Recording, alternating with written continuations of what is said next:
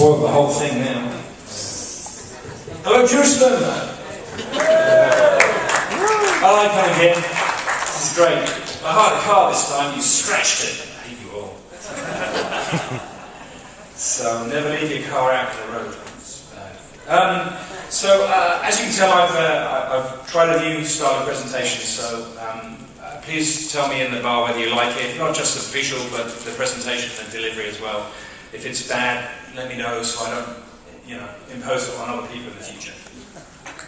So I'm going to talk a little bit about identifying authority links that are tailored, hopefully, to you, or more specifically to your context and your vertical.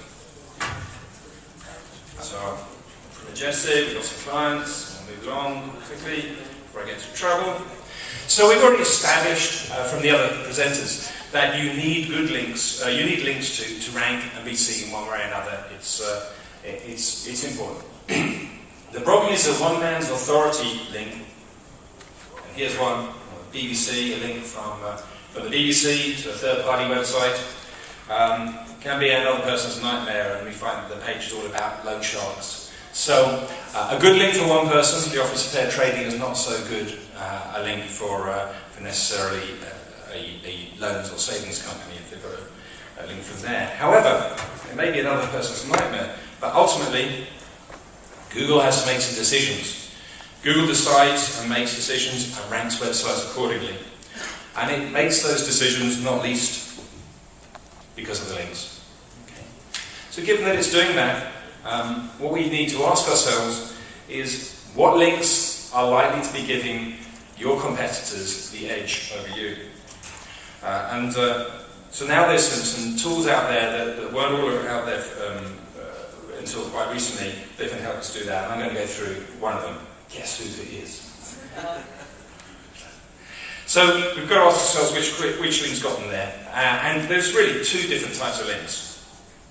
There's the unique links, the ones that you cannot copy, and then there's authority hubs, or what we call cliques, which in theory you should be able to duplicate. If you're a chartered accountant, and all the other chartered accountants have a listing in the Chartered Accountants directory, then so should you. And this is a basic principle, but how do you find all those? Well, before I go on to ours, there are a number of tools that can do this. SEO Moz has a competitive link finder. The original tool to do this was Aeromore's Hub Finder. Also, Raven Tools have some, and WordTracker have their link builder tools. So, choose the one that's right for you. But of course, I'm going to show you one, and guess which one. So it's called Click Hunter. You get to it from the homepage of clicking the site. But the idea of the system is that you say, okay, let's start with the keyword in Google, or in your favorite search engine, Bing, obviously, and take the sites that are competitors to yours in the top 10, 15 of Google. And you can take up to 10, and you can put them in here. Now, you should also put your own site in this list of 10, and I'll show you why later. So you put in 10 sites, and it's important that these sites are already ranking on the search engines. If they're ranking on the search engines, they're probably not getting penalised at the time, so therefore, hopefully, their backlink profile is not penalising them. You don't want the sites that are nowhere to be seen on search engines here. Okay. And what comes back is, it used to look better, is a list of websites that link to more than one of those competitors. Okay. So what we're getting here is a list of, in this case, up to 1,000 websites that are linking to more than one of your competitors. And this is important because, of course, they will have unique links that you can't copy. And you could spend hundreds and hundreds of hours going out and finding all of those links and seeing that basically it was their friend down the street and they're not going to link to you. Or you can sit there and say, well, if Company A and Company B are getting links from this website, Company C, then I should probably approach them too. And when it does, I'm sorry about the look and feel of there, it will show you the list of your 10 of the columns on the right, and then it will tell you how many links are coming from each of those domains in the list down there, and that goes to 1,000 by default, but you can then increase that depth to more if you need. So You can then go quite a lot further with the information. There's an advanced way of using it. So if you firstly include your own site in the list of 10 and go and get that report and download it as a CSV, and we're back into Excel heaven, which is Search Engine Optimizer's favourite tool at the end of the day is Excel.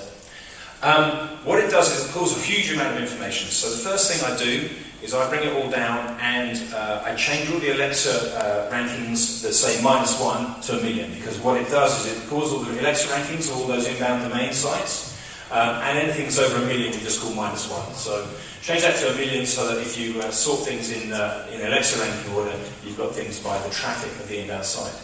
We strip out all of the linked domains that you already have, so that's why you have to put yourself in the list, because if you've already got links from those domains, you don't need to waste time going and seeing how to get another link from there. We then sort the information by Alexa rank, and we also, hopefully by this stage, have already eliminated all the really big domains that are not giving you any particular clues, like WordPress and Google and stuff like that, where you've got links from somewhere along the line already.